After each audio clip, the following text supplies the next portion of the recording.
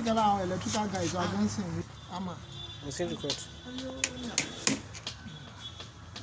Wọ́n á fún káàdì mi. Ìwọ ò ní ìdí káàdì mọ̀. Ṣé àwọn àkọ́kọ́ wọ Facebook ẹ̀ ń sìn báyìí?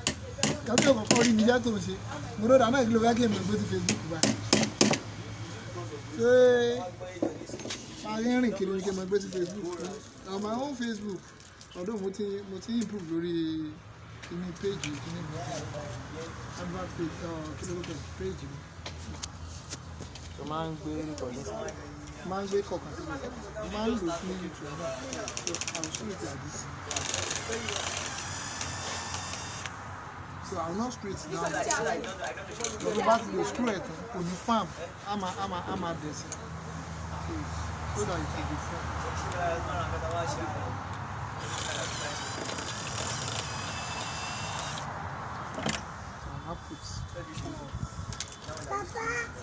So if tó bá yẹ pé a fẹ́ kàn mọ́lẹ̀ this way to cut the Sir?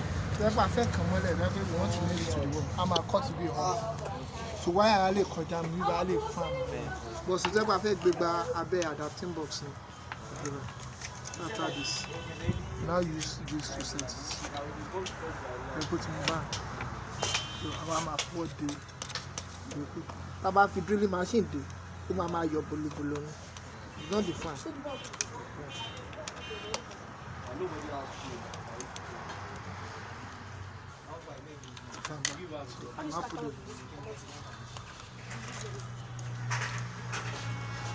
we look for that line.